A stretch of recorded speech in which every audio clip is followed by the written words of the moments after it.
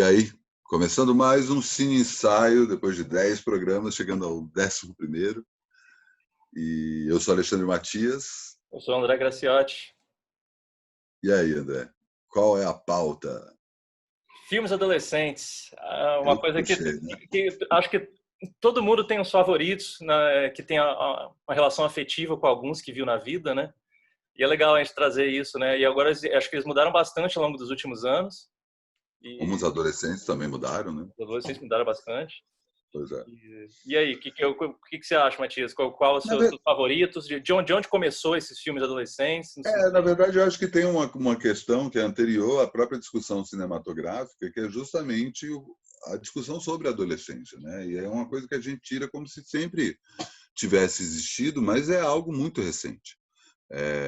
Não custa lembrar que, sei lá, antes da Segunda Guerra Mundial, a criança conseguia carregar peso, já começava a trabalhar. Não tinha essa coisa de, não, período de formação. A pedagogia estava começando a entender isso, que tipo, a coisa da puberdade interfere na forma como esse pequeno adulto, né, essa criança velha está começando a passar por isso, mas não se chamava, não tinha um nome que designava isso de uma forma geral, assim, e aí não só em relação à biologia, mas também em relação a comércio, em relação a mercado, em relação a divisão social, até a própria terminologia, né? O termo teenage é um termo que tem a ver porque, não sei se vocês já se ligaram, né? Todos os nomes em inglês, dos 13 aos 19, 13, 14, sempre terminam com teen. Uhum. E esse teen é usado para se referir a teenage, né? A época dos 10 e, né? Se a gente for traduzir mal e porcamente para o português. Mas essa época e o personagem dessa época começa a ser visto como algo diferente de uma criança e de um adulto, principalmente a partir dos anos 50, né? E aí a gente tem um grande movimento cultural que acaba consolidando isso. Começa do ponto de vista musical, mas tem um desdobramento cinematográfico e logo no começo, que é o cinema, que é o rock. O rock estoura nos anos 50, já era algo em termos de sonoridade e de gênero musical, né? A mistura do blues com o country é algo que existe desde os anos 30, não é uma novidade, mas há um momento em que tanto o empresário que descobre o Elvis Presley, que tem esse insight de falar que se eu acho um branco com a voz de um negro, eu vou conseguir faturar $1 milhão, né? E um dia a secretária do estúdio Sun ouve a voz desse cara que estava gravando uma música para mandar para a mãe e contrata chama o Sam Phillips, que era o dono da gravadora Sun Records, para ouvir aquele cara e, né, o resto é história, como dizem. Mas, ao mesmo tempo, tem um outro personagem chamado Alan Freed, que ele começa a entender não só que ele é apresentador de programa de rádio, e ele começa a entender que aquele novo gênero musical está movimentando muita gente e, ao mesmo tempo, muita gente nova. Ele entende também outra questão muito importante, o papel do rock, que é uma coisa que não se fala tanto, né? Como um dos primeiros grandes movimentos para acabar com a segregação racial que acontecia nos Estados Unidos, né? Parte da polêmica que o rock causava era justamente porque era um ambiente em que negros e brancos poderiam dançar um do lado do outro, sem aquela divisão que tinha antes disso, que os negros até poderiam participar de eventos brancos, desde que tocando músicas no palco, fazendo todos os trabalhos de serviçal, né? O rock muda isso, começa uma mudança e, à medida que o tempo vai passando, isso vai sendo absorvido pela música pop como um todo. E o Alan Freed é o cara que tem essa sacada de entender que isso não só tinha a ver com o contexto racial, mas também do contexto etário. Ele percebe, inclusive, que aqueles novos adolescentes não tinham os preconceitos já enraizados. E era um dos motivos que fazia aquela música cantada tanto por brancos quanto por negros fazer tanto sucesso entre esses jovens que não podiam sequer ir num show, porque eles eram menor de idade. Ele começa a entender isso e ele tem a grande sacada, que tá, beleza. Quando você tem menos de 18 anos, você não pode ir num show, porque um show tá vendendo bebida e tal, mas do mesmo jeito que o rock toca no rádio, o rock pode ir para o cinema. Então vamos fazer uns filmes de rock para levar essa molecada menor de idade para ter um gostinho do rock no dentro da lei, né? De forma que ele não precisasse entrar com identidade falsa ou mentir para conseguir assistir um show de rock. E ele começa a produzir alguns dos primeiros filmes, A Girl Can Help It, Blackboard Jungle. São filmes que vão contando a história de como o rock está se tornando um fenômeno. O próprio Blackboard Jungle, se não me engano, eu não lembro, eu posso estar falando bobagem. Eu não lembro se o Blackboard Jungle que chama Sementes da Violência, eu acho que esse é o título. Eu acho que esse filme não é produzido pelo Alan Freed, porque ele tem, inclusive, uma característica meio reacionária sobre o rock, mostrando que o rock é perigoso. E ao exibir esse filme em algumas salas de cinema nos Estados Unidos, mostrou que o rock era realmente perigoso, porque a molecada, de repente, começava a dançar na sala de cinema. Né? E numa época em que, imagina, se hoje a gente fica horrorizado que as pessoas ligam o celular na sala de cinema, nos anos 50, o cinema você ia do mesmo jeito que você ia num avião. Você botava uma roupa bonita ali, terno, para ir para o cinema. Então, de uma hora para outra, os cinemas eram aquele ambiente social e sério e adulto, era invadido por uma molecada que, na hora que a música começava a tocar, eles subiam nas cadeiras e começavam a dançar, rasgando o couro das poltronas. Teve caso até de cinema incendiado. O filme começou a ser proibido, mas é um momento em que se detecta que aquela molecada que ainda não fez 18 anos é um fator muito importante e é basicamente estatística, né? Porque essa geração de adolescentes dos anos 50, que é justamente quem carrega o rock como um grande movimento popular, é a geração do baby boom, que hoje a gente se refere de forma pejorativa no infame OK Boomer, que é justamente a geração nascida a partir da volta dos soldados norte-americanos da Europa durante a Segunda Guerra Mundial. Ou seja, durante os anos 40, cai a taxa de natalidade nos Estados Unidos, porque parte dos homens vão para a guerra, e quando eles voltam, aumenta a taxa de natalidade. Ou seja, há muitos adolescentes nos anos 50, justamente esses adolescentes que nasceram na época da Segunda Guerra Mundial, chega nos anos 50, eles já são uma massa suficiente e, à medida que as coisas vão fazendo sucesso, ainda mais acontecendo nos Estados Unidos, o cifrão pinta no olho e eles falam, cara, a gente precisa ganhar dinheiro com isso.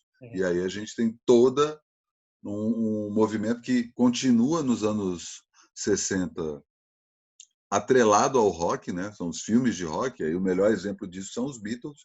Os Beatles, os dois primeiros filmes dos Beatles, A Hard Day's Night, Os Reis e Help, Socorro, tem que falar o título em português, né? São filmes, apesar dos Beatles não serem adolescentes, né?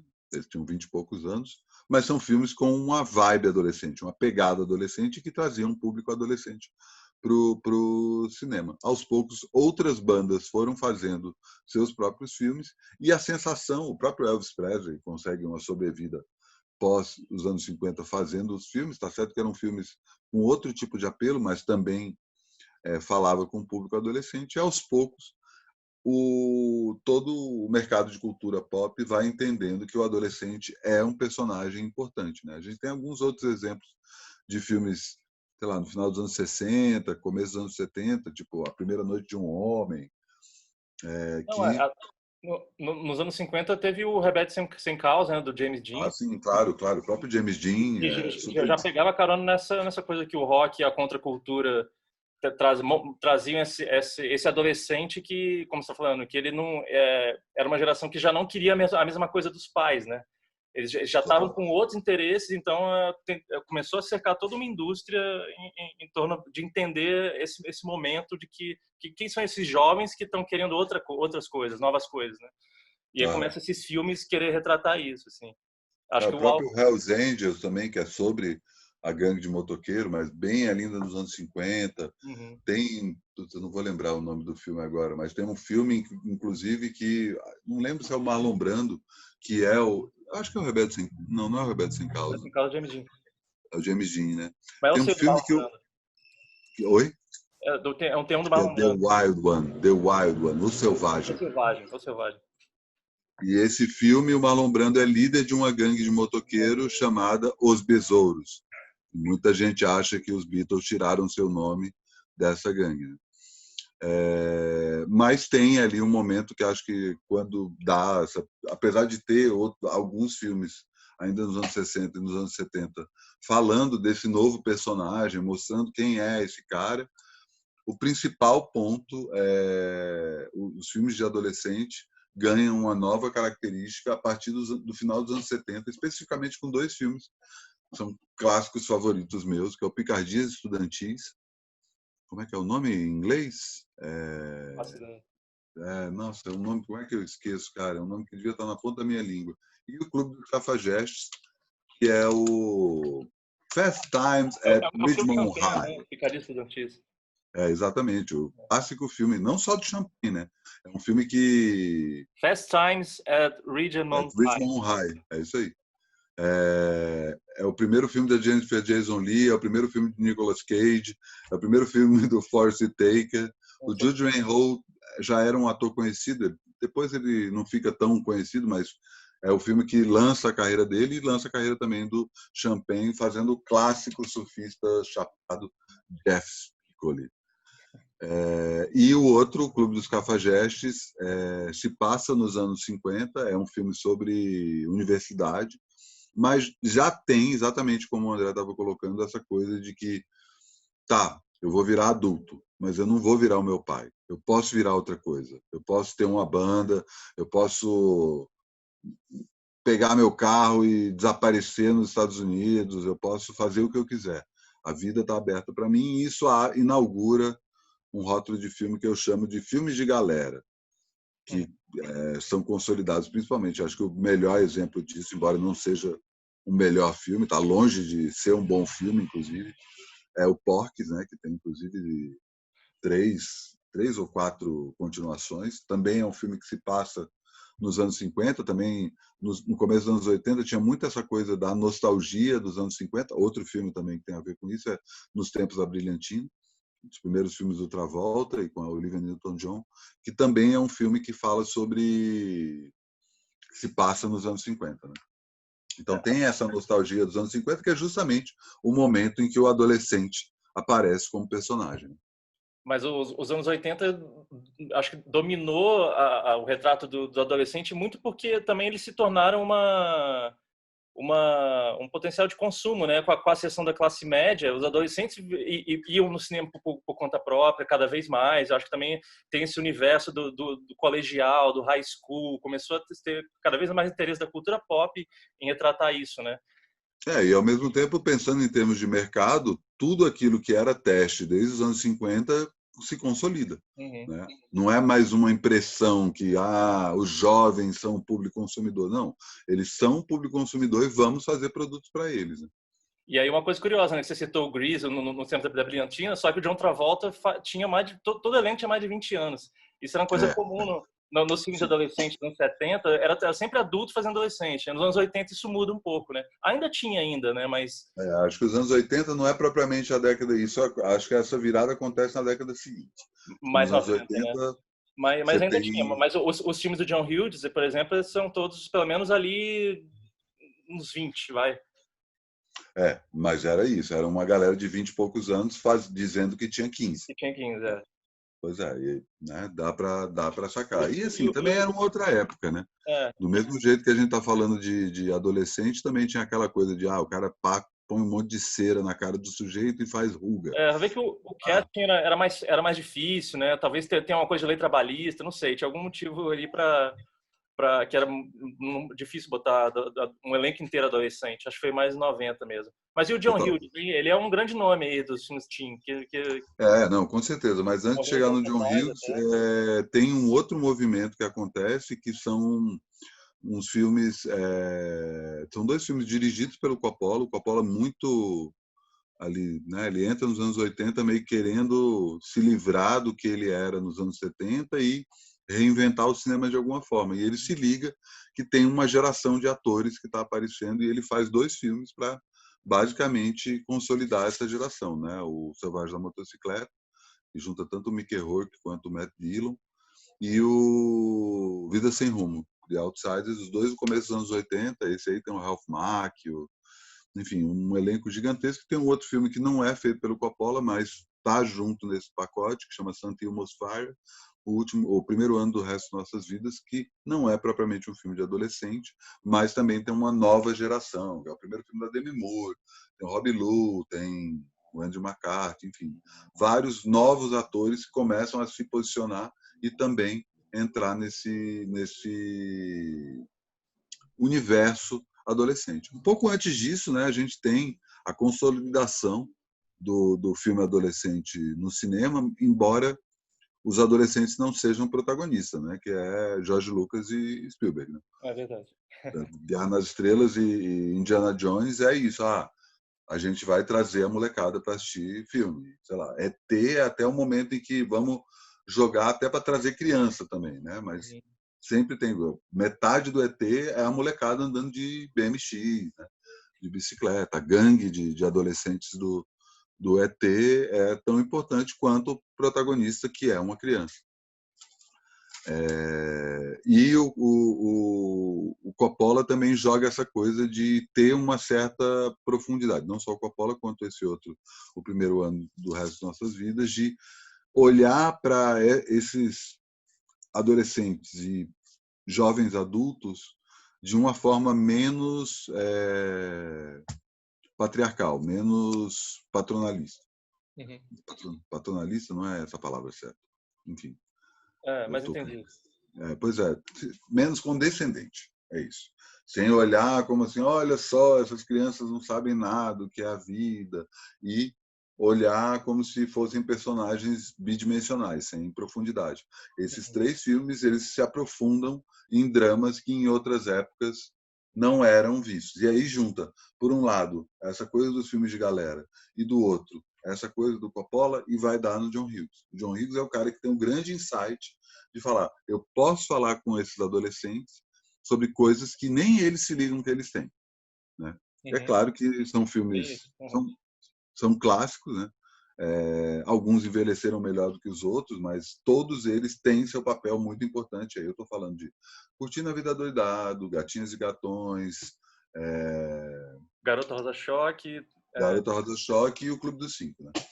Que acho que são os filmes mais emblemáticos do John Hughes que consolidam não só o adolescente no cinema, mas também o adolescente como um personagem que sofre, um adolescente como algo mais do que simplesmente um ser humano em formação. Né?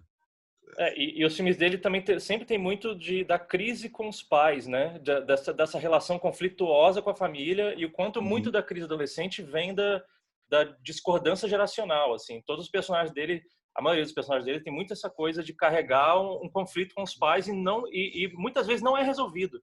A maioria dos filmes não se resolve, não é uma coisa que os pais se abraçam no fim e termina, não. Eles terminam adolescente mesmo e sofrendo e a vida continua assim. É curioso, assim. Até o... Continua. Não, é que eu revi recentemente o Clube dos Cinco. Como é que é o nome em inglês? Breakfast Club. Breakfast Club.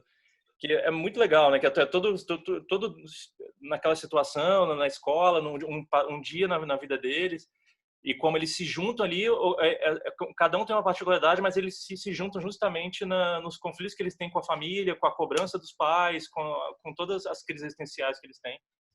Mas também é um filme que você falou, alguns envelheceram mal. Acho que o final envelheceu mal já. O final já acho que hoje em dia é meio questionável. O lance da menina que é a esquisita da escola, ela é transformada na patricinha e isso ela é notada por causa disso ela até arruma um namorado por causa disso. No final ela sai com um casal, tipo, hoje em dia não se faz mais isso, sabe?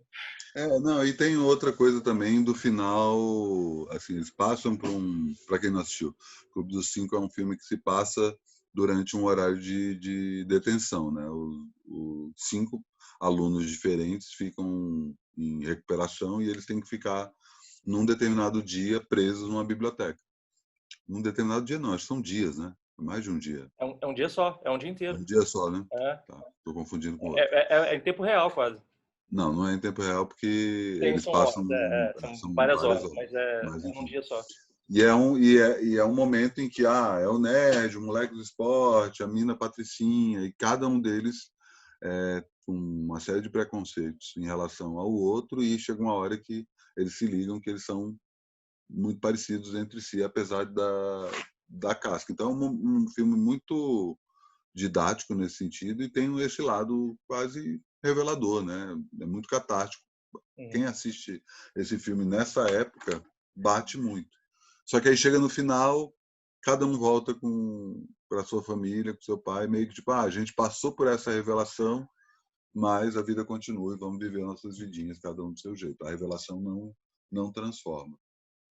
E, ao mesmo tempo, o adolescente, como se tornou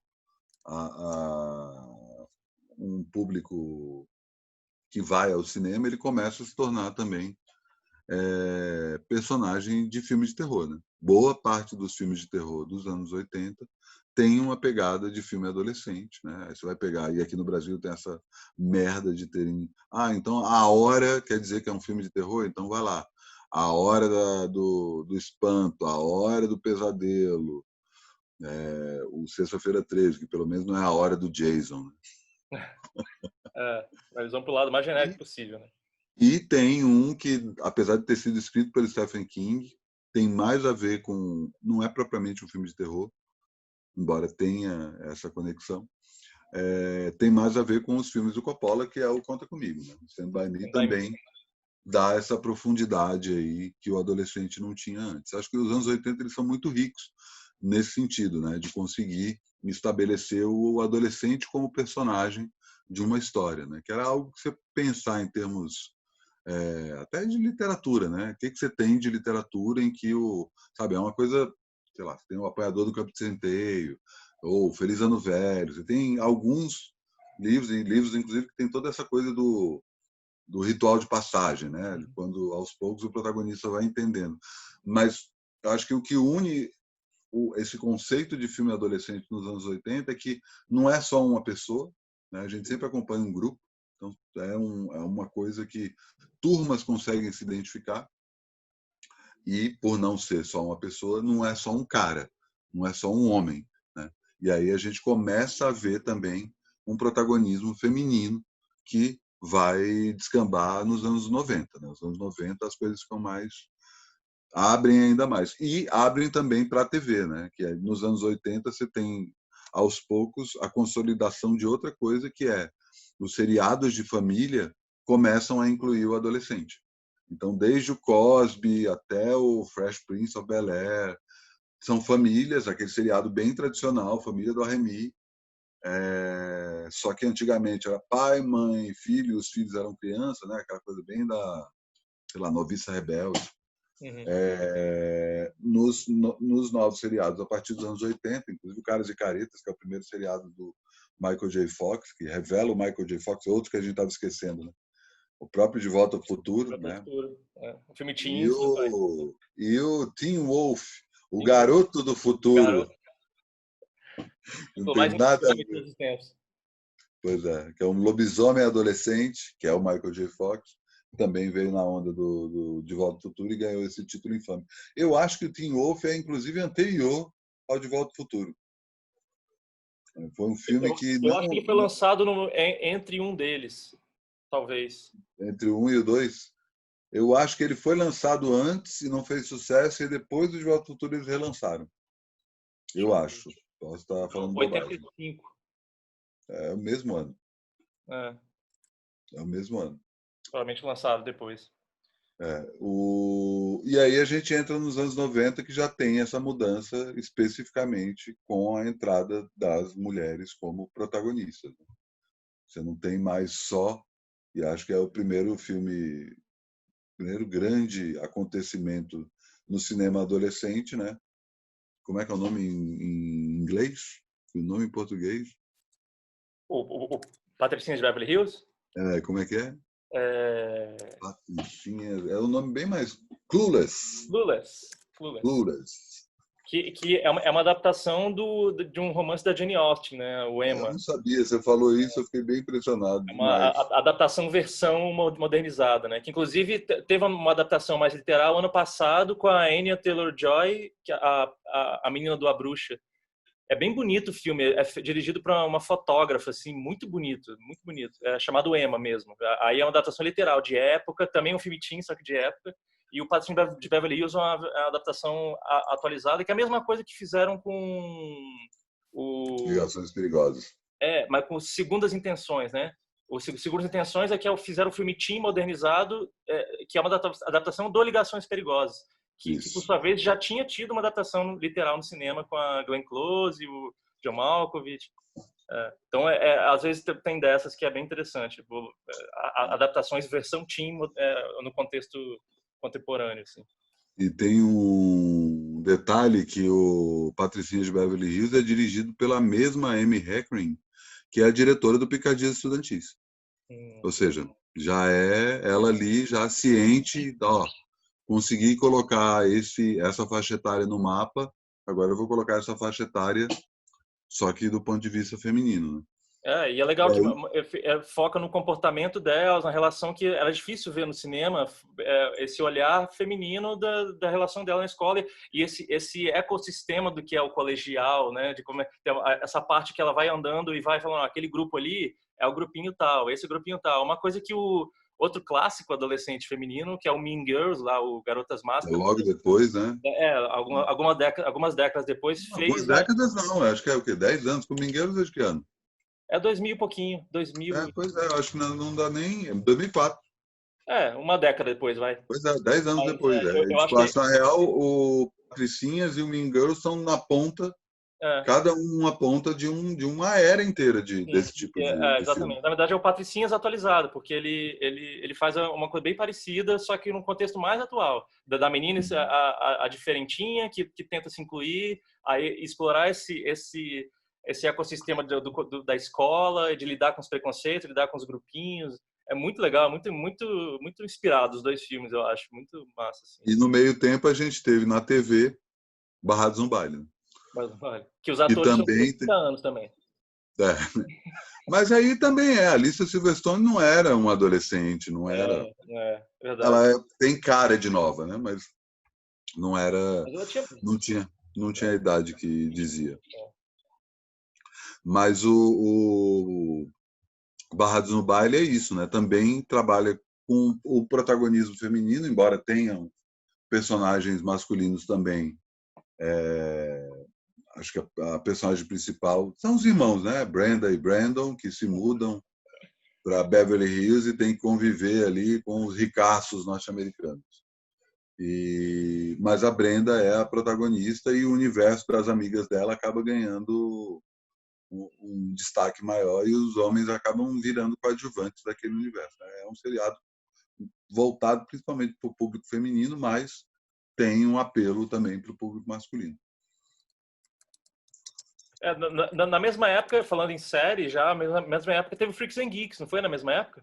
É um pouco depois, né? O Freaks and Geeks é exatamente na virada do Shrek. E ele já entra como fazendo exatamente a referência retrô que os filmes dos anos 80 faziam sobre os anos 50, ele faz em relação aos anos 80, né? E também com protagonista feminino, né? E aí, ó, uma que eu estava esquecendo, cara, que é bem importante. Anos 90 ainda. Anos incríveis. Anos incríveis. Mas é mais Mas é mais criança um pouco, né? Anos Incríveis. Mas é a entrada na adolescência ali, já não é propriamente infantil. Tá Pré-adolescente. ali, é isso, é o pré-adolescente virando adolescente, mas está dentro desse É, cenário. E o Freaks and Geeks também, né? O Freaks and Geeks também, eles são dois núcleos, né? Justamente exatamente. explicitados no título, que são os freaks, que são os doidões, os caras chapados, e que tem mulher nessa história, na turma dos freaks, e os geeks, que são os moleques completamente nerds. A gente esqueceu de falar, inclusive, da Revolta dos Nerds, que é um filme dos anos Vai faltar 80. vários. Pois é, vai faltar vários, né? Do jeito. Inclusive, comenta aí os que a gente está faltando. Mas o fato é, o Revolta dos Nerds é importante justamente porque ele consolida esse personagem, que é o nerd, que é o cara que apanha, né? O vítima do bullying. E assim, o Revolta dos Nerds é muito bom porque ele junta vários tipos de nerd. Ele não só coloca só o nerd estudioso, né? Tem todos os diferentes adolescentes que fogem desse padrão norte-americano, ocidental, WASP, hétero, etc. E que é ressuscitado no Freaks and Geeks. Né? Os geeks do Freaks and Geeks são descendentes diretos dos nerds do Revolta dos Nerds. É a turma do irmão mais novo dela, né? Exato, e é uma turma mais nova. E é a série que lançou a turminha do Judd Apatow ali, né? Exato. O Seth Rogen, como é que é o nome? O James Franco. James Franco, o cara que depois fez o How I Met Your Mother, Jason Segel, tem os próprios geeks, né? Não vou lembrar o nome do ator que faz o geek mais tradicional, que é depois ele vai fazer inclusive Silicon Valley. Não lembro o nome. Mas até a principal, Porra, Linda tá muito nome hoje, hein? Linda Cardellini. Linda Cardellini. Ela também virou atriz que agora aparece em tudo quanto é lugar, né? Ela foi a Velma do Scooby-Doo. Linda Cardellini, ela tem tipo 8 anos de plantão médico. É mesmo? Ela fez tipo 8 anos. Ela saiu do Freaks and Geeks e pegou o plantão médico e ficou lá. Ela fez Vingadores, fez o papel de esposa do arqueiro, né? Arqueiro. Mas ela é muito boa. Ela fez Mad Men, cara. Mad Men. Ela foi uma das amantes do André, a vizinha do André. Exatamente. Não, ela é ótima. E além... Martin Starr, que é esse cara que fez o Silicon Valley também. Que é dessa... Quem não aconteceu do Freaks and Geeks foi o John Francis Daley, né? Que é aquele moleque, irmão da Linda Cardellini, que é o Seinfeld criança. Né? Pode crer. Mas e aí, vamos andar na cronologia aí. O que mais que apareceu depois no cinema? Não, aí você tem essa coisa do Freaks and Geeks prepara para esse momento indie do adolescente, né? Que é justamente, beleza, então tá, vamos falar de sentimentos. A gente pulou um outro que também é bem importante nesse sentido, que é seriado, que é Dawson's Creek. Né? Dawson's Creek também tem essa coisa o meme do Dawson chorando o tempo todo. Né? Tudo sofrimento. Mas era isso, né? Se você for... Me ocorreu isso agora. Não duvido nada que Dawson's Creek tenha preparado a geração emo. Não sei, acho que não. Estou preparando ali, cara, preparando. Porque muito... É até bom falar disso, porque assim, muito do que a gente está falando sobre adolescência no cinema tem a ver com a desconstrução do macho alfa tradicional. Né? O próprio James Dean, acho que é o Allen Ginsberg que cita isso ainda nos anos 50. Ele fala que o homem ocidental está sendo colocado em xeque e tem alguns personagens que ajudam isso a ser colocado em xeque. É o Marlon Brando, o James Dean e o Elvis Presley. É o novo macho, o parâmetro do novo macho. É o macho sofrido. Porque ainda assim, né? Ainda tem um padrão bem padrão aí. Mas comparando com... Claro, com certeza. Mas comparando com o padrão mesmo, né? Que era o John Wayne, né? Aquela coisa John Wayne, o ídolo do Hitchcock também, que era o padrão masculino. James Stewart. também. James Stewart é até sensível comparado com esse macho alfa tradicional. Pode crer. Que eu estou pensando em coisa, tipo, sei lá, Gary Cooper. Gary Cooper, para mim, é o grande exemplo desse personagem, o próprio Humphrey Não, Bogart. e aí, voltando nos anos 90, o legal também é que nos anos 80, assim, você ser popular na escola era algo almejado por todos. E os filmes retratavam isso, que os protagonistas eram os populares. O Curtindo a Vida Adoidado, todo mundo, é sempre a análise de que ele não tem arco nenhum, ele não tem redenção nenhuma, ele não busca nada. Ele é o mesmo do começo ao fim. O amigo dele que tem um arco de dramático, assim. É muito engraçado isso, né? Isso é típico anos 80, que os populares, eles eram protagonistas, eles eram os bonzões, assim, sabe? Os bonzões da escola e o que as garotas queriam. No próprio Clube dos Cinco, a Ruiva lá, que também era a garota, a it girl da época lá, sabe, né? Ela tá em todos os filmes do John Hughes também, enfim. Sim. Ela acaba o cara é um escroto com ela, ele é abusivo pra caralho com ela, mas como ele é muito descolado, ele é muito doidão, aí isso é uma coisa charmosa pra ela, sabe? Acaba sendo atraente. Então isso nos anos 80 era muito comum, assim, o popular, ele era o que era almejado por todos. E aí acho que os anos 90 vai desconstruir. Molly Ringwald. Isso. Ela mesma. Ela tá em todos. Ela foi a musa adolescente dos anos 80, né?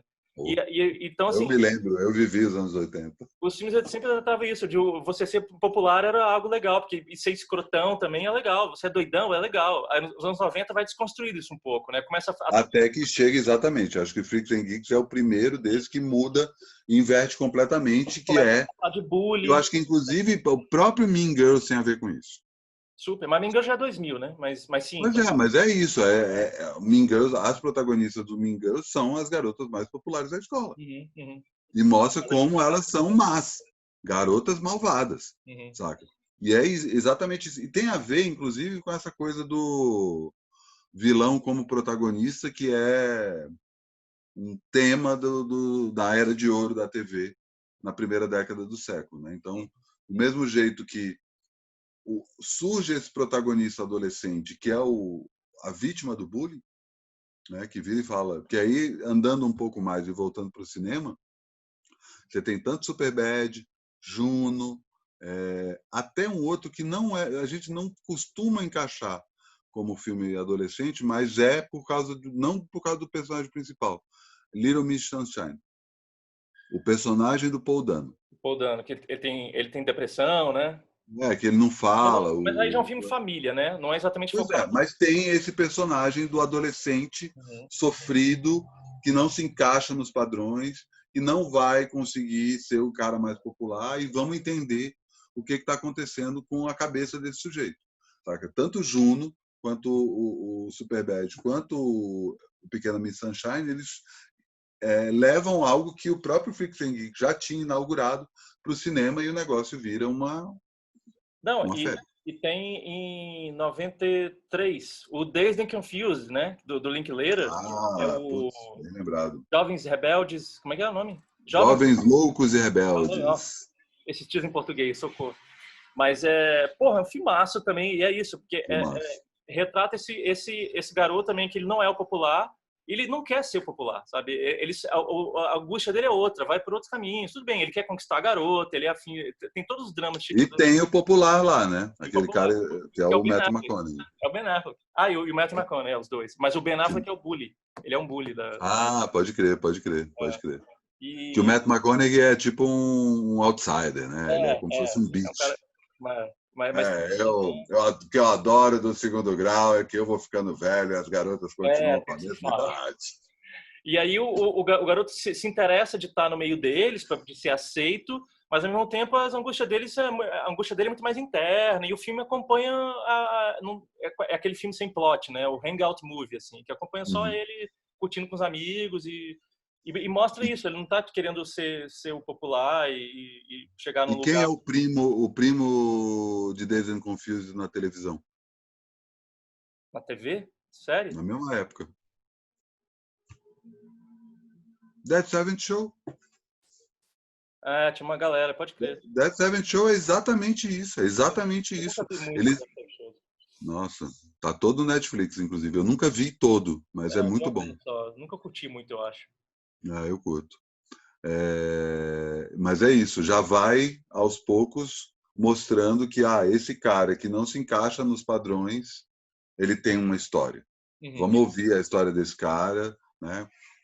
E aos poucos a gente vai, enfim, à medida que vai entrando nos anos, acabando os anos zero e entrando nos anos 10, aí que a gente estava comentando antes de começar a gravar, que aí se divide em dois principais focos, né? Os filmes que fizeram muito sucesso comercial, que aí vai desde Jogos Vorazes, né? Toda essa coisa da distopia, como é que é o outro lá, o Divergente. Divergente, tá Que é pensando tudo em literatura também. A literatura distópica começa a ser o adaptada. próprio Crepúsculo, né? Tem uma série de sagas adolescentes, tipo, começa com Harry Potter, né? Harry Potter tá ali, né? Porque a gente vê o Harry Potter saindo da adolescência e virando um adulto, então tem uma certa conversa, né? O próprio Harry Potter tem essa coisa de ter saído dos livros e ido para o cinema, então já é uma sinalização nesse sentido. E, ao mesmo tempo, os filmes de Água com Açúcar, né? Que A Culpa é das Estrelas, né? A Culpa das Estrelas é um caso curioso que também eu acho que uma onda que está tendo de doença mental. É coisa de adolescente deprimido em fase terminal ou de doença mental. Sabe? E que eu acho todos ruins, na verdade. A Culpa das Estrelas tem um novo que está no Netflix, novo assim, tem uns meses, com a Elle Fanning, que é Por Lugares Incríveis. Você já viu esse filme? Eu não vi. Eu vou falar Cara, é só. muito errado, mas é muito errado, não sei. Eu achei, ela tem tendências suicidas, ela conhece um outro garoto que também tem tendências suicidas, e aí eles se ajudam porque os dois querem se matar, mas nossa, é um negócio muito esquisito assim. E tem um outro também, Me, Her and the Dying Girl, acho que nem tem título em português, que é bem bonitinho também, mas também é isso. A menina tem uma doença terminal e tá uma onda disso assim de adolescente. Você de novo volta para a TV, tem o 13 Reasons Why, né? Isso, 13 Reasons Why. Que é isso, Nunca vi, mas tô essencialmente. ligado. É pesado, assim. Tipo, pesado no sentido, inclusive, de desnecessário. Tem uma cena de suicídio. Uma Eu cena de acho suicídio que você complicado. não precisava. Eu Tipo, não, muito. esses filmes eu acho que eles todos sai pela culatra no fim, sabe? A mensagem sai, putz, não sei não, velho. Isso aí tá meio. Pois é, e é até um negócio que eu estou deixando para puxar mais para o final, mas eu acho que já puxando essa coisa, por que desses filmes? Né? Porque esses filmes, hoje, eles não têm mais um público só adolescente, né? Jovens adultos também, assim? Mais do que isso, eu acho que gente que na nossa faixa etária, quem está ali final dos 30, Velhos começo dos 40, está consumindo esse tipo de filme do mesmo jeito, sabe? E eu acho que tem uma coisa de um resgate do tempo em que eu era jovem, olha só, sabe? É mais ou menos essa coisa que a gente viu acontecendo nos anos 80 em relação aos anos 50, nos anos 90 em relação aos anos 70 e por aí vai, só que em relação à adolescência em si. A gente assistir filmes sobre adolescência nos faz lembrar ou da nossa adolescência que a gente gostou de ter, ou da adolescência que a gente gostaria de ter tido. Então, esses filmes têm um papel social, eu acho, justamente de incutir isso na cabeça da gente, sabe? Hoje o público principal desses filmes adolescentes não é adolescente, do mesmo jeito que super-herói não é feito para criança e para adolescente, sabe? Mas, Eu acho que mexe por aí. e eu gosto muito também, na hora que a gente pensou em falar sobre esse tema, eu fiquei pensando, nossa, mas eu não sei se eu vi muito filme adolescente recentemente. Aí fiquei pesquisando filmes de 2010 para cá, eu até que vi mais do que eu pensava, assim. E eu acho curioso como eles estão tentando, tudo que a gente falou desses estereótipos e desses perfis pré-estabelecidos, assim, eles estão tentando ser mais atento à diversidade, a tratar de temas mais abrangentes, sabe, de dramas mais complexos. Por exemplo, tem o All the Boys I've Loved Before. Acho que todos os que eu amei, eu esqueço o nome deles em português. É do Netflix. Deixa eu conferir o nome aqui. The Boys I've Loved Before.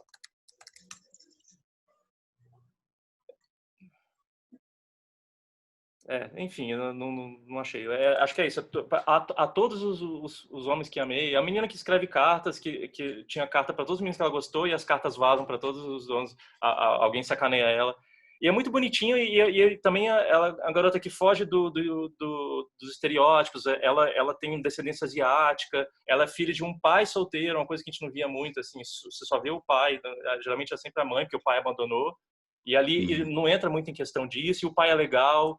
Teve uma onda de filme de pais legais, você já parou isso também? Total, total. Nos últimos tempos? O Elsewhere, Hã? o Elsewhere da Sofia Coppola, o cara não é pai da menina, não, né? Mas ele acaba Ah, sendo. o Samuel, pode crer. Samuel, é. Samuel. Porque ela tá falando dela e do pai dela também, né? Mas, Uhum. mas tem até o Call Me By Your Name, né? A grande cena do filme é o diálogo do pai no final, falando, não, seja quem você quiser, sabe? Total, total. E é isso. E teve uma onda de filme de pais legais. Tem um que para mim é o filme favorito do último século, dos últimos 20 anos. É o Eighth Grade, oitava série. É filme de Uhum. 2018, lançado pela A24 até. E, cara, que filme bonito, assim. Esse, assim, foda, foda. E também é isso, é um pai que ajuda sempre, tá sempre... O conflito já não vai mais para as famílias, porque hoje em dia parece que as famílias acho que cresceram vendo os filmes que a gente viu e Total. já conseguem lidar melhor com os dramas. Internalizaram o conflito, né? Exato. E aí os dramas são outros. Ainda é essa coisa de pertencimento, de se sentir no mundo. Então, e aí uma coisa que a gente estava falando também, agora os dramas já não é mais você conquistar um lugar que a sociedade te impõe, ou de ser o legal da escola. Agora é você se aceitar, né? Os dramas vem meio para esse lado, assim. É aceitar quem você é, aceitar que você pode encontrar seu lugar no mundo sendo quem você é, sem muitas crises. Assim. Isso tem sido muito legal. Tem um chamado, até o primeiro da Greta Gerwig, que é o Lady Bird, também bombou, assim. Eu tenho minhas questões com o filme. É um filme legal, bonitinho, mas eu tenho minhas questões. Eu ainda acho que ele cai em estereótipos, assim, de ter a amiga que é gordinha e que é menos bonita e ela é o alívio cômico, a que é zoada, sabe? Eu acho que cai nesses lugares, assim.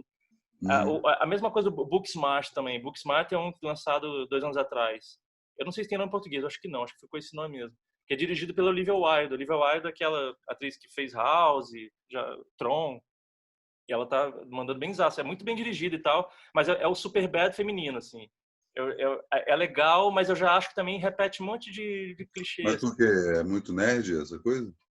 Não, Trabalha essa coisa da essa cultura coisa nerd? da amizade acima de tudo, de passar pela faculdade. O quão importante você ter amigos que você pode contar ao passar por essa idade, sabe? Mas é um filme com protagonistas mulheres ou É, homens? não, É tudo mulheres. são É duas porque a meninas. Olivia Wilde tem um negócio, não sei se você sabe, eu não lembro qual que era o nome do site. Ela aparece como colunista de um site de cultura pop, falando de cultura geek. É mesmo? Acho que chamava Rocket Boom. Eu posso Nossa. estar enganado no nome do site. E quando ela vai fazer, acho que a primeira coisa que ela faz é House mesmo. E aí que cria-se um frisson, assim, caralho, meu, ela tá indo para a TV e ao mesmo tempo tem uma cobrança. Tá, beleza, você foi lá, lindona, fez lá, mas tipo, E o você é personagem do era meio ótimo. nerd.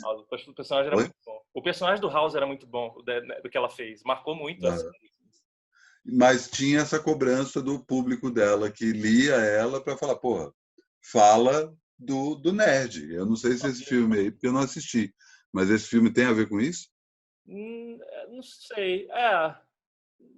Não. Não exatamente nerd, mas são duas meninas que não se encaixam muito, não são as populares, sabe? É meio por aí, assim. Ó, outro que eu lembrei agora, cara.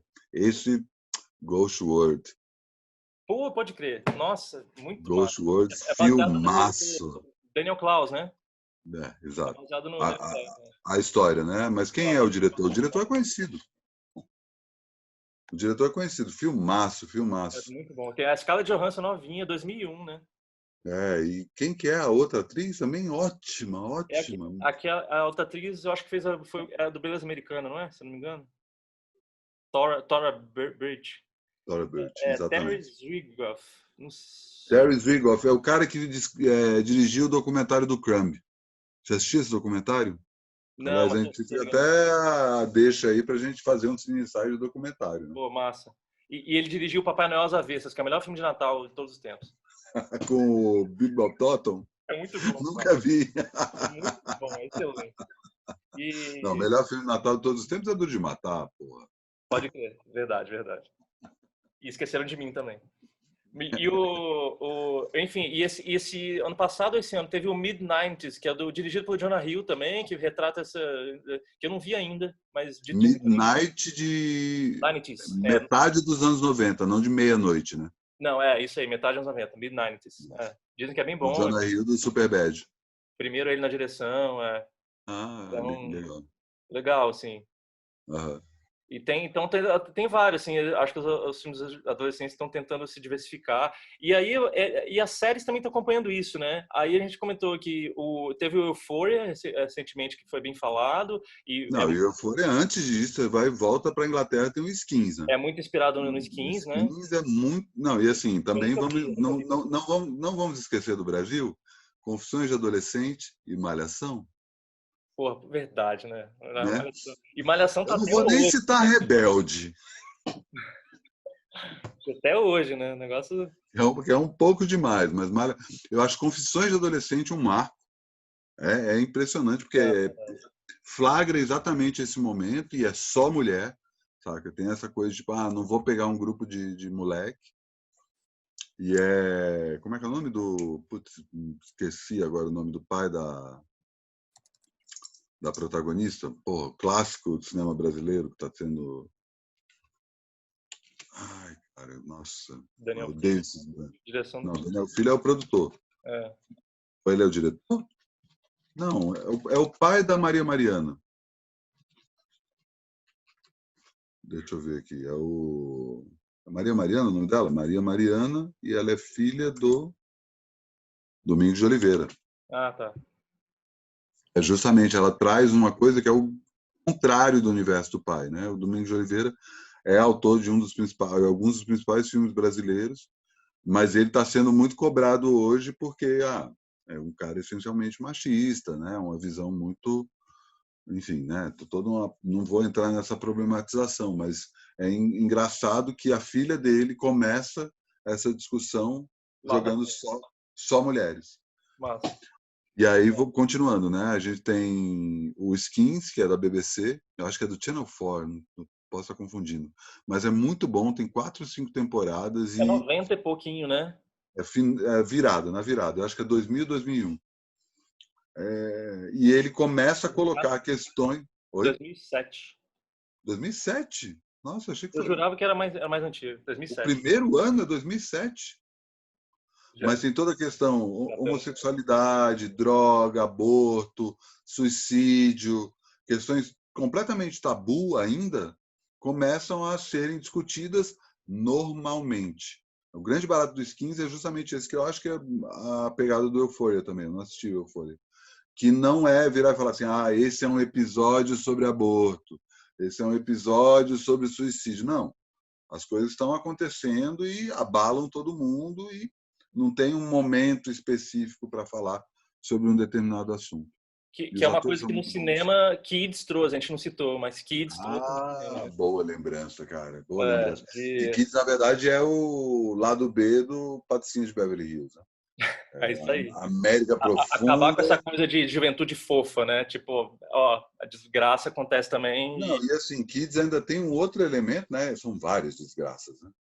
Mas é um adolescente filmando, né? O Harmony Corine acho que tem, sei lá, 19 anos quando ele faz o filme. Ele é muito novo. E ele conta a história da vida dele, né? Da turma de amigo dele. Basicamente isso. Ele dá só uma romantizada, mas e Na época toda a coisa do foi super fantasma. forte, polêmico, controverso, não tinha gente que... E um pouco exatamente por conta dessa história do Skins, né? De tratar de assuntos que não vamos misturar essas coisas aqui com adolescente, não. Ele vai lá e põe o dedo na ferida. É Pra AIDS, mostrar assim. droga, É, sexo. o Euphoria, eu nunca vi o Skins, mas todo mundo comparou com o Euphoria. O Euphoria eu assisti, eu acho que é super bem produzido, porque HBO não dá bola fora, né? HBO, quando faz, assim, sempre é muito bem feito. Mesmo quando é chato, é bom, né? Exato, exato. Mesmo quando é ruim, assim, putz, mas é muito foda. E é muito bem feito, é alto nível mesmo, só que assim, eu acho muito problemático também. Eu não curto, não. Eu acho que eles tentam desconstruir sendo conservador, sabe? Saquei. É, Sacou? É meio... Eu acho que eles têm... Não, é o que está rolando hoje em dia, cara. Se eu for pensar em termos políticos, rola Eu sempre vários exemplos Eu disso. sempre digo isso. A grande tática do conservadorismo é ir pela via da desconstrução e querer ser progressista, mas no fundo tá só valorizando, Claro. valorizando. Eu acho que a série cai nisso. Principalmente quando retrata de drogas, tem uma coisa de vilanização de droga que é meio estereotipado demais, sabe? Tipo, o traficante que ela compra droga é um cara todo tatuado que tem arma debaixo do sofá. Que traficante é assim hoje em dia, sabe? Sabe essas coisas? Meio clichê. E aí tem a menina que é gordinha, que ela é super rejeitada, mas ela acha um negócio de webcam, de aparecer em webcam e começa a ganhar dinheiro com isso. Só que ainda assim ela fica sofrendo, sofrendo. No final, o que legitima, o que conforta ela arrumar um namoradinho na escola, sabe? No fim, cai na mesma coisa de sempre, né? Ela não subverteu nada, sabe? Tem várias Yeah. coisinhas assim. Tem um retrato o bully da escola que sofre abuso do pai. Aí a maneira como isso é contado eu acho ruim, não Mas sei. vale ver? Vale ver? Você recomenda? Se você, vale pelo alto nível de produção HBO, né? Mas E assim, não tem uma boa atuação, uma história boa. a Zendaya agora é a nova ídola teen, né? Também tem isso. Total, total, E tem assim, isso. ela tem 23 anos já, mas É. ela é a nova ídola teen. Então é uma série que lança ela. É a série que assim, ó, essa menina vai ser foda. Vale para ver por ela? Eu, Não, eu acho que vale para ver o nível de produção, que é muito bem feito, fotografia foda, é uma série bonita pra cacete, tem vários momentos muito massa assim.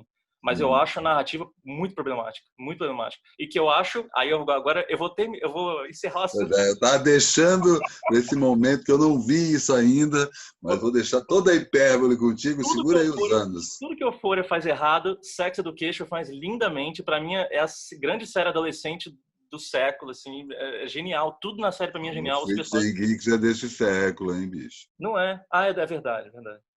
Mas eu já vejo Freaks and Geeks como anos 90 já retrata Tá bom, tá bom. uma outra realidade. Sex Education é hoje, assim, é hoje e tudo eles desconstroem, desconstruindo de verdade, assim, sem fazer menção, sem fazer referência e dizer que posar que tá desconstruindo, sabe? Os personagens todos são muito bons e além de desconstruir toda os clichês também das narrativas de colegial, sabe? Tipo a cena do baile, tem um baile. O baile é sempre o clímax dos filmes adolescentes, sabe? Aí, aí tem toda a tensão de se ele ia conseguir dançar com a menina que ele gosta ou não. No final, não. No final, ele dança fazendo pazes com o amigo dele. Que é a grande crime dele fazer pazes com o amigo dele, o amigo gay dele, assim. Que eles brigaram feio e é a grande pessoa que ele ama na vida, sabe? E aí, o clímax do baile, ele fazer, foda-se a menina, eu vou fazer paz com meu amigo. Tem vários momentos assim, sabe? O popular da escola é um negro, filho de duas mães, e isso, em nenhum momento alguém comenta isso na série. Não, isso não é comentado, não é uma questão. Apenas sabe? Cara, e assim, e o roteiro é muito bom, os dramas são muito bons, assim, excelente. Sex Education, pra mim, é na Não, mosca. tá na fila. Quero ver se eu tiro da frente, porque tu não é o primeiro que me recomenda com esse tanto de adjetivo também. Todo mundo fala. Verei na Parece que a cabeça. segunda temporada mantém o nível, né? Muito, muito. Você pode até questionar uma coisa ou outra, um arco ou outro que é meio Claro. bobo, mas série, né? Série sempre vai ter uns Normal, excessos. Mas, cara, normal. excelente, excelente. Assim, pra mim é o que a série adolescente deve ser hoje em dia. Assim. Mas e aí, você acha que a gente está vivendo uma época de transformar? O que você acha por que a gente assiste tanto filme de adolescente? Em cima daquilo que eu estava falando. Eu acho aquilo que você falou, né? Também da gente lembrar de uma época que era mais familiar, que as coisas eram mais fáceis, mais simples. A gente tem um romantismo com o passado da adolescência. E a adolescência é sempre assim, para a maioria das pessoas, a banda favorita, o filme favorito é o que você viu na sua adolescência, sabe? É a época que você está mais aberto, os seus sentidos estão em busca. Na fase adulta a gente se fecha, a gente fica chato, a gente vai criando vício. Então, a gente tem um romantismo já com a adolescência. Então, a gente vê, assim, retratar a adolescência já é uma coisa afetiva forte. E que justifica também porque como a gente está falando, o filme super-herói agora deixa de ser um resgate da adolescência também. O Homem-Aranha agora virou um filme de adolescente, sabe? Então, Não, e o ainda tem um blockbuster em outro. geral tem virado uma menção a um passado, assim, né?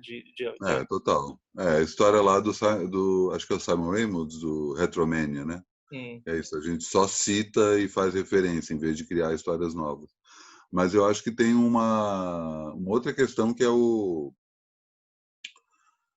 tem essa coisa da nostalgia, mas eu concordo plenamente contigo quando tu fala essa coisa a adolescência é uma fase que, que a gente está mais aberto, né? Que a gente está experimentando mais, e passa a adolescência, a tendência é você se fechar e não continuar. Isso, Mas eu acho que tem... só um parêntese. E aí, tanto que quando a gente fala, na minha época, na minha época, esse na minha época é sempre a juventude, né? Total, total. Mas enfim, continue. Mas o lance de buscar pela nostalgia, eu nem acho que seja, por exemplo, o que mais me preocupa na questão dos filmes de super-herói, para ficar num exemplo, né? Que tem esse lado de lembrar de personagens de quando eu era criança e tal.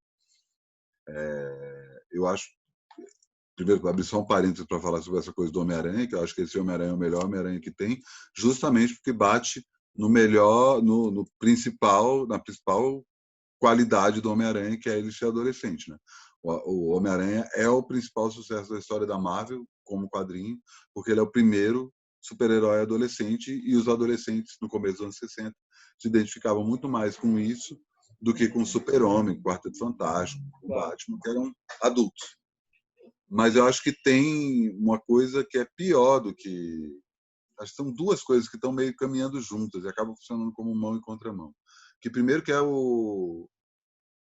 você acelerar o fim da infância, né? Você tem uma coisa que aos poucos as crianças vão entendendo que a minha próxima meta é ser adulto, né? E aí é ser adolescente, melhor dizendo, do mesmo jeito que o adolescente está mirando em ser adulto, a criança está mirando em ser adolescente, e quando você é criança, você não sabe direito o que é ser adolescente. Quer dizer, não sabia, que agora a gente tem uma série de exemplos, e aí você tem essa coisa de antecipar o fim da infância e, ao mesmo tempo, de buscar esse lugar no começo da adolescência que infantiliza o gosto, infantiliza o espectador. O Total. cara está querendo chegar exatamente num ponto, gosto ou não gosto, é bom ou é ruim, saca? Não tem uma complexidade. Por mais que a gente tenha citado alguns filmes que, que conspiram por isso, né? Que tentam lembrar que, tipo, por exemplo, acho que Sex Education, como você colocou aí, é um exemplo disso, né? Que, tipo, nada é fácil, né? E a gente está vivendo uma época que parece que tudo chega de bandeja. E eu temo que essa nossa obsessão por filmes de adolescente acaba fazendo a gente se tornar mais infantilizado, saca? Por conta dessa outra coisa que eu estava falando do fim da infância, da infância está acabando mais cedo, e a gente achar nesse lugar ali, quando a gente tem 9, 10, 11 anos, uma espécie de refúgio emocional. Não, total. Acho sim também. Mas e acho que o cinema vai acompanhar isso cada vez mais, assim, né? Infantilizando as narrativas cada vez mais, para ficar nesse lugar familiar e confortável, né?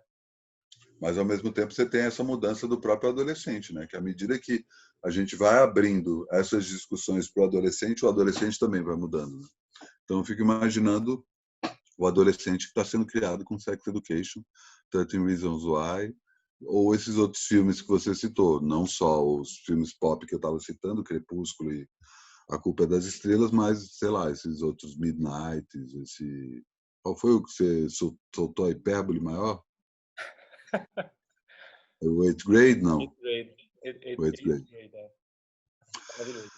Bom, acho que é isso, né? Filme Não, ensaio longo, exatamente.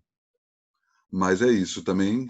Provavelmente estamos faltando alguma coisa aí, então diga aí que outros filmes que a gente esqueceu de falar, e também escute além de só comentar o que a gente está falando, tipo, e aí? É isso? A adolescência no cinema quer dizer isso ou tem uma outra representação? E quais são os seus filmes adolescentes favoritos? Conta aí. Isso aí. E nos vemos no próximo, certo? É isso. Valeu, É galera. isso. Mais um, até já.